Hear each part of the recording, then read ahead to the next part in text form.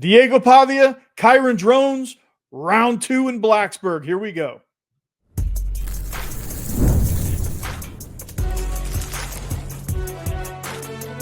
You are Locked On College Crossover, part of the Locked On Podcast Network. Your team every day. Hey, what's up, everybody? It is a Locked On College Crossover, Locked On Vandy, Locked On SEC. I'm Corey Burton, your host from Locked On Vandy. Joining me is the man, the myth, the legend, Alex Donno, host of Locked On ACC and Locked On Cane. So you can check him out in both of those places. Alex, what's good, man? I'm doing well, and it's good to be on with you talking Virginia Tech, because me and Virginia Tech go way back. Being a longtime Miami guy, I used to watch Virginia Tech in the Big East, the yearly matchups there with Miami, during the glory days of Frank Beamer, and of course been watching Virginia Tech in the ACC for many years. It's certainly not the same Virginia Tech I used to watch, but they do have some talent, Corey. Yeah, absolutely. And I would think you would probably think I'm crazy, and most people would probably think I'm crazy if I told you that sometime in the future that a Virginia Tech Vanderbilt matchup would be epic. And it kind of is. And I think it's going to be one of those fun matchups because of what you have at the quarterback position.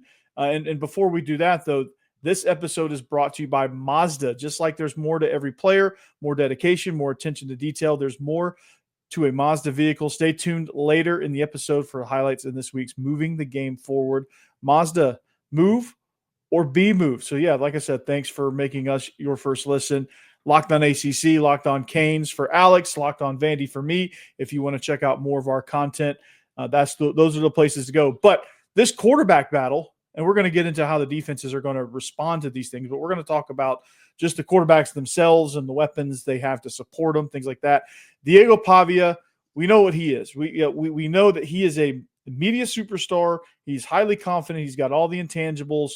But I want to know more about Kyron Drones here, okay? I want to know, and watching him in the South Carolina game, it left me kind of on a roller coaster because, like, he would make some great throws, then he'd make some not so great throws, and then also some boneheaded decisions. So, like, I feel like, to me, when I watch him, I feel like I'm just nervous watching him try to make decisions back there in the pocket. What is it about Kyron Drones that really drives this team? What is it about Kyron Drones? What are we going to expect in their home opener? Well, what you described is the Kyron Drones experience. He's one of the most frustrating quarterbacks to watch because I know the talent is there. And this is a guy who has the same private quarterbacks coach with Cam Ward, who's his cousin, and Shedeur Sanders. And he goes toe-to-toe with those guys in Texas and in Florida when they do their private training sessions. Kyron Drones has a rocket of an arm. Like, physically, there's not a throw that he can't make. Emphasis on the word physically. And Drones also has really good scrambling capabilities, and that's not just to run the football. He can do that, but the way he can extend plays in the pocket, get out of the pocket, give time for his receivers to get downfield. Something I would always be concerned going into a matchup against Kyron Drones, because if you get him on his best night, Drones is capable of making jaw-dropping plays, and I'll talk more about his receivers in a second because he's got some really good ones. But you also described the downsides. The reason why Drones has been so frustrating to cover, now his third year as the starter at Virginia Tech, is his decision-making. I think sometimes he gets so aggressive. Like, he threw 2 interceptions against South Carolina. The first of those I thought was especially appalling.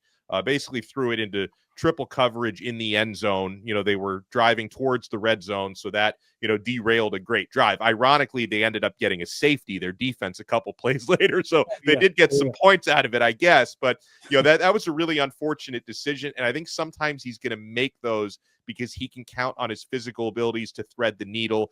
And, sometimes he would rather take the chance than throw the football away or take the check down. Another thing that I'm going to be watching all season long with Drones at Virginia Tech is I don't really think that his new offensive coordinator, they got 2 new coordinators in Blacksburg, I don't think Philip Montgomery's offense is necessarily the best fit for Kyron Drones because his MO, Montgomery, is more accuracy, quick release, which is not really Drones' hallmark. Drones' hallmark is, again, dual threat capability, really attacking downfield.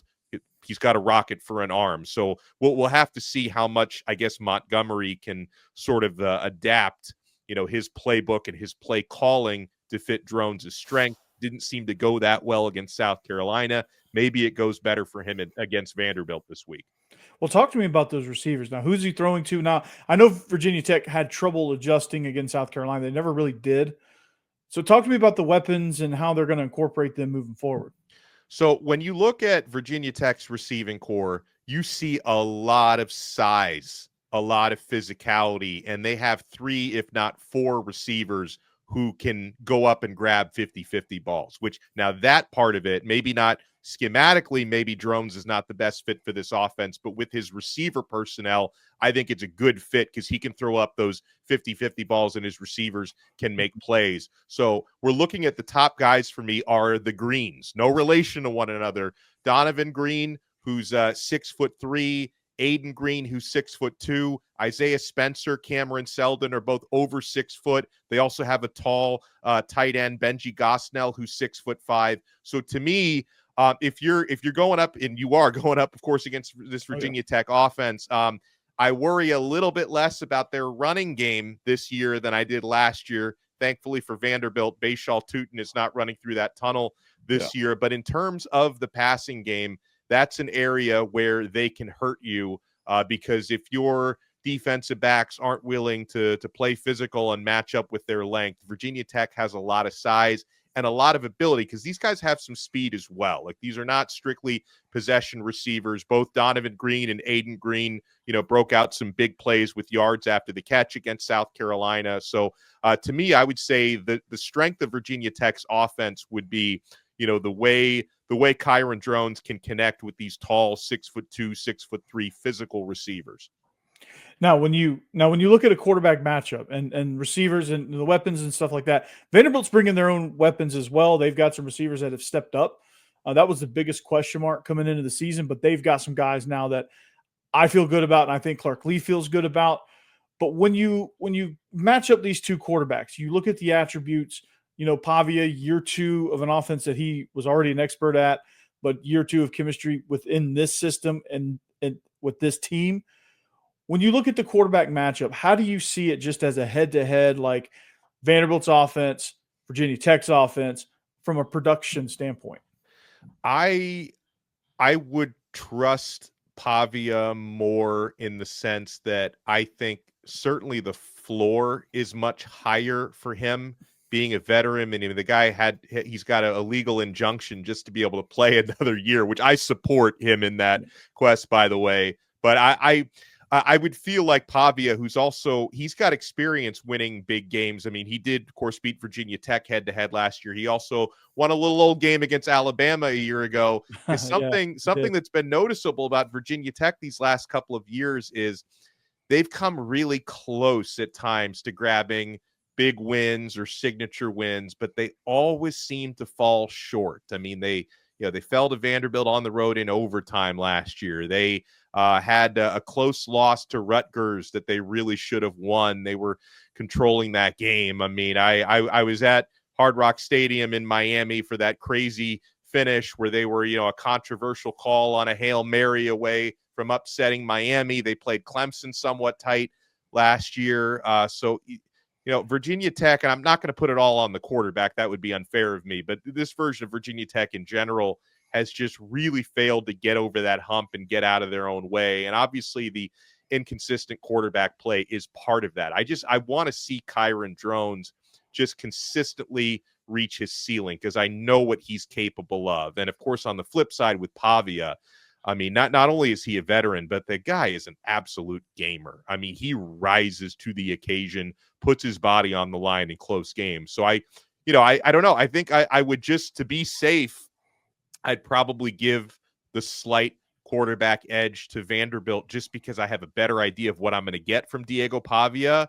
But I just want to hedge a little bit here, Corey, because if Kyron Drones does have a magnificent game, I wouldn't be surprised by that either. It's just a little less likely, given his history, that we get that. Yeah, absolutely. And the potential is there because the talent is there. And we certainly recognize that. Clark Lee recognizes that. And I think we're going to talk about this in a little bit, but he's going to build a defensive game plan to try to stifle that. But when I look at, and I've said this on previous episodes, when I look at this quarterback matchup, I see a veteran guy that's firmly entrenched in their identity. He's a great runner, great quarterback designed runner. I don't know that Kyron Drones is a great quarterback designed runner. I don't think he's that type of player.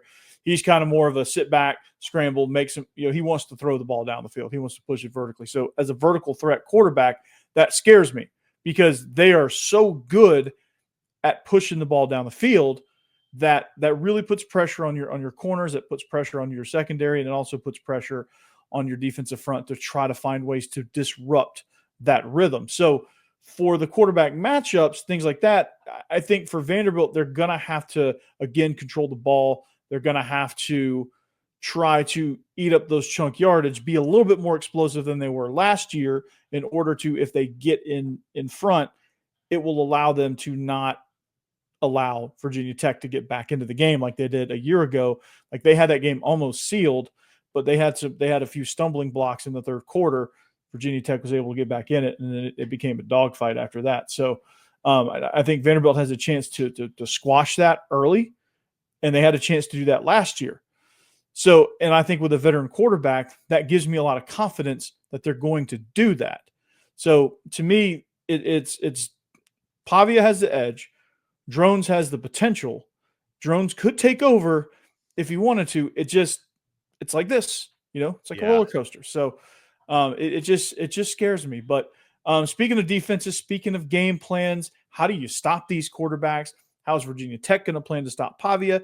How's Vanderbilt going to plan to stop Drones? We're going to talk about that right after this. I want to first tell you about Upside.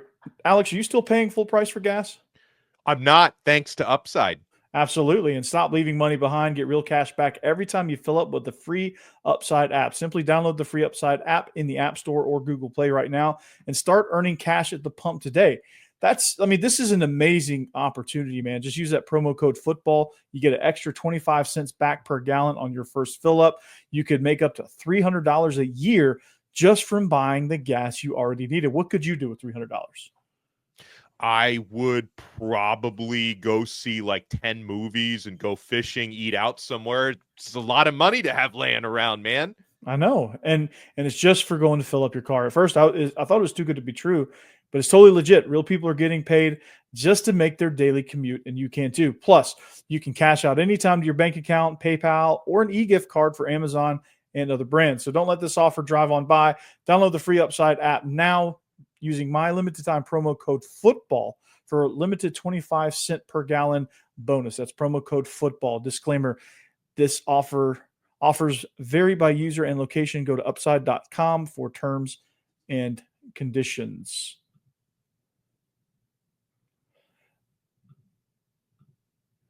Also, we talk about, this is Mazda's moving the game forward, brought to you by those who believe it's not just about playing the game.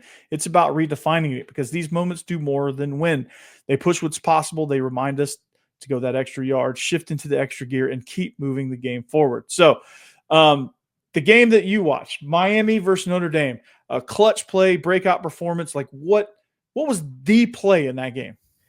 I think it's got to be the one-handed grab by CJ Daniels. It was a Sports Center top play that gave Miami a go-ahead touchdown, 14-7. That's one I'm going to be talking about for a long time, Corey. Absolutely, man. That play fired me up, man. And I think that play kind of gave Miami the edge. So very, very good, man. And they had that mindset, like going for it no matter what, or even in post-game interview that had a positive outlook. Man, it's when you follow what moves you, the unexpected is only the beginning. And just like there's more money, or there's more to every highlight, there's more to a Mazda vehicle. Mazda, move and be moved.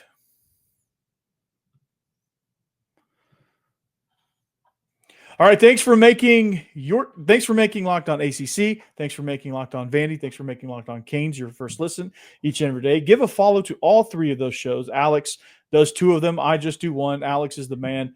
I only hope to be as great as Alex Donno doing those two shows. But anyway, we talked about the quarterback battle, right? We talked about how special they are, how special the weapons are, how just a veteran-laden team, experience-laden team Vanderbilt is, how dynamic Virginia Tech can be. Like, something's got to give here. But, like, as a defensive coordinator, when you stare across the field at Diego Pavia and the weapons that they have, the now vertical threats that they did not have a year ago, and yes, they played against Charleston Southern, so things are going to be a little bit inflated as far as stats and as far as the way things worked. However, when you look at Diego Pavia in this Vanderbilt offense, how do you stop it? I think some QB spy is going to be important, but I do think something, and I'm actually pretty bullish on Virginia Tech's defense. I know that I have my concerns about on offense, consistency of the quarterback, the running game, but on defense, I think Virginia Tech. I think the jury is still out on their linebackers, but I think their defensive line is really good. And their defensive secondary, despite losing their top two corners from last year, they're pretty excited about some of the players that they've added there. Same thing with the defensive line, despite the fact that Antoine Powell-Ryland and Aeneas Peoples are no longer there. They actually feel that their defensive line is deeper than it was a year ago, Corey. And I think the good news for Virginia Tech, for the one-game resume that they have coming into this matchup with Vandy, is they did an admirable job against Lenora Sellers in South Carolina. Right? They held, right? Yeah, they did. And they held him to 25 rushing yards, 209 passing yards. Only they had one explosive play that was a big difference in the game, the 64-yard bomb to Nick Harbor. Other than that, Virginia Tech's secondary held up nicely. They put pressure on, as you mentioned. So honestly, I don't think that Virginia Tech is going to be intimidated going up against Diego Pavia, because I think they feel pretty comfortable about the test that they just had against Lenora Sellers. And, Kelvin Gilliam in the interior of their defensive line is someone I'm pretty excited about. Kamari Copeland, who's back there, I'm pretty excited about as well. Gilliam was in on the safety sack that they had against Lenora Sellers. So honestly, I think this is one of those games where I think for Virginia Tech, I expect a baseline of at least pretty good against Vanderbilt's offense. I think this play maybe could be decided by a big play or two by Pavia on that side of the football for Vanderbilt. But I think on defense, based on what we saw last year and in this year with some of the players they've had to replace, I think Virginia Tech probably feels pretty confident on that side of the football. Who matches up with Eli Stowers? Take your pick. It might be a number of guys, honestly. Yeah, that's a tough deal for this defense because like when you're planning, like Lenore Sellers, they were still trying to find themselves, I think, and that's what stuck out to me about South Carolina. It was like two boxers just kind of jabbing their way through the first three quarters, and then they started landing haymakers, and South Carolina just landed a couple more than Virginia Tech did. But with the aggressiveness of the calls, you have an obvious mismatch there with Eli Stowers. Like, how aggressive do they get? Because you get too aggressive. I mean, Pavia is pretty slippery. He's pretty slick. He can get through there. For any linebacker or safety, that's a mismatch. Yeah, I mean, and he's going to feast. And we saw in the bowl game against Georgia Tech, he was able to get up the rail and moss somebody. Actually, he mossed a Georgia Tech corner. He did well. I mean, it's Charleston Southern, so I can't get too excited, but he was able to get up the sideline against Charleston Southern as well. So they're not scared to push him vertical because he has that running ability. So that's going to be, like, to me, that's going to be the key matchup for Vanderbilt's offense versus defense. Is, hey, where's Stowers? Where's 9?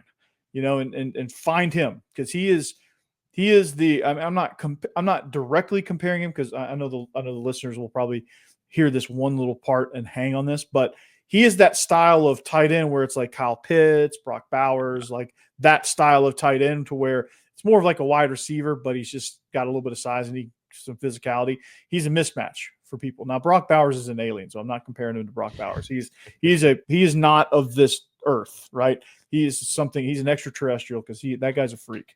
So, But I think he's going to have that similar impact because he can do a lot of different things. He can run out of the backfield. He could run jet sweeps. He can, run the shovel option. He can run bubbles. He can run vertically down the field, crossing routes, post routes, dig routes, anything you want. Anything in the route tree, he's got it. And that's dangerous. And that makes him a nightmare. But when I look at Virginia Tech's offense from a defensive perspective, this is what I see. And you can fill in the gaps as you wish. All right. I see a quarterback that wants to get the ball downfield. He wants to stay in the pocket. He wants to move around, but he doesn't really want to scramble. So what I see is this: you're not aggressively coming after him, but you are trying to create that muddy, murky pocket to where when he steps up, he's not able to step into a throw. Yeah. You get some hits on him. And this happened last year, I think, as the game wore on, like especially the further you got into the fourth quarter, they weren't necessarily sacking him a lot, but they were getting to him. They were getting some hits on him, and he kind of wilted away a little bit. He cramped up, like he left the game in overtime. Yeah, and I think it was the hits. Yeah, and I think he was under such duress, and it's the same defense. Like, not many people left, and you got a dedicated defensive coordinator now with the support of Clark Lee.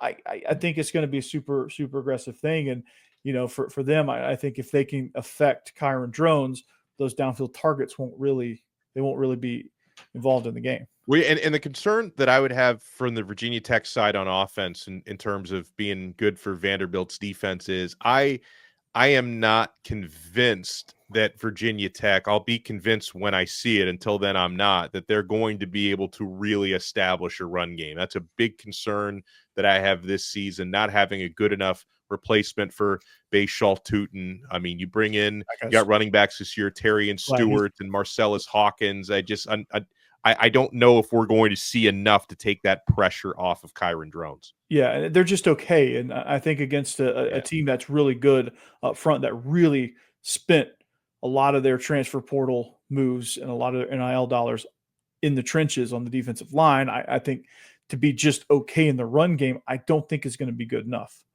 So it's going to be interesting to kind of see how they incorporate that. Maybe they try to get the ball out quicker, but again, I think if Vanderbilt can force that, that's not Kyron Drones' strong spot. So I feel good about that, and that's going to kind of mold my prediction here. So speaking of predictions, we're going to get into those. What's going to happen in this game? Enter Sandman's blasting, all that good stuff. We're going to talk about that though next. Alex, I'm hungry, man. I'm hungry. It's almost the weekend. I'm gonna call some DoorDash. What do you want? What do you want from DoorDash? Oh, get me a smash burger. I'm really into those these days. I just made some on the grill actually. So good for you.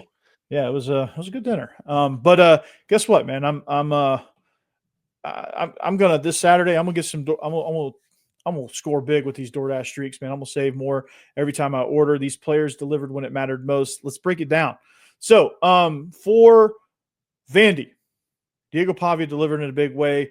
There was a play there was a play, I guess, early in the game. It was getting things established. It was actually a jet sweep, a jet read that he ended up giving, but the defense collapsed on him and left the edge open. And it was a way for them to kind of break through and just get the game started right. And the pressure was on, man. Pavia just came through, no hesitation, no delay. He just got it. And if you've been watching week after week, this performance wasn't a fluke. Diego Pavia is on a streak. And just like that, and just like Pavia delivered for Vandy, DoorDash delivers your Saturdays with DoorDash Streaks. You save every Saturday you order. Stack it up all season. You could save up to $250, including $100 in DoorDash credits. Order this Saturday. Keep the streak alive. Fuel your game day only with DoorDash. Terms apply. Promo period through November 18th. So, yeah, DoorDash, man. I'm gonna get some. I'm gonna get some wings. That's what I'm gonna get. Getting hungry. I know. DoorDash, do it.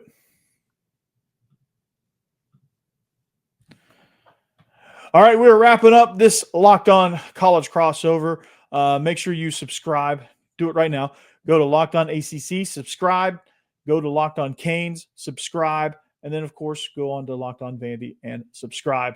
All good content, lots of great content across the family of Locked On podcasts in every conference across the country. So you're going to get great content no matter what you turn on this Locked On network. So, Alex Donno, we're wrapping up the show here. It's time to make some predictions. Inner Sandman's blasting. What do you think? I think Brent Pry needs this win so badly because he is, we've talked about this a lot on Locked On ACC. I think he's probably the ACC coach on the hottest seat this year, especially since Mike Norvell just got himself the type of win that cools your seat off quite a bit with that Florida State victory against Alabama. Yeah, and you mentioned Enter Sandman, which of course is one of the great home field traditions there at Lane Stadium. There's something different about playing in Blacksburg at night. If you play there at noon or 3:30, it's maybe not the greatest home field advantage of the world, but there's something about when the sun goes down in Blacksburg. I've been there a couple of times for games, and it's just different. I'm going to pick Virginia Tech to win this game. I'm going to say by a point. I'm going to say 24-23, but it's contingent on a couple of factors, Corey, because I want to make a couple things clear on my prediction. And obviously, number one, I expect that environment to be rocking. I don't think there's a lot separating these teams. In fact, Virginia Tech is only a 1.5 favorite at home, which basically tells you it's kind of a pick 'em game, or maybe Vanderbilt should be favored if it was on a neutral site, but it's not on a neutral site. And then, we know the conditions. Kyron Drones needs to keep it maybe just to 1 interception in this game or 0 interceptions if we could be so greedy. But here's my key for Virginia Tech. No knuckleheaded special teams mistakes. That program has come a long way from Beamer ball, where they used to block a punt or block a kick or return a punt for a touchdown in every game. They gave up a punt return for a touchdown against South Carolina. Not only did they give up a punt return touchdown, that was actually a punt they had to kick for a second time because they had a gunner lined up illegally, which I don't think I've ever seen before. The worst. The absolute worst. So they've got to keep the special teams mistakes down, but I think charged up by that home crowd, maybe except for the mismatch of Eli Stowers, I do think Virginia Tech's defense can make some noise in this one. Sam Sefke's their defensive coordinator, who's got NFL experience, I think was a good hire for them.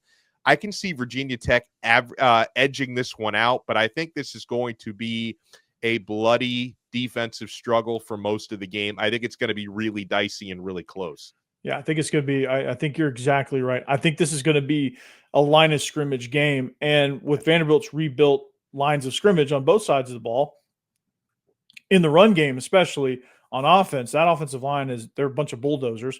I think that's where the game's going to be won. And to me, I feel like Vanderbilt has the edge there. They have the edge at quarterback, and I think that's going to be the difference.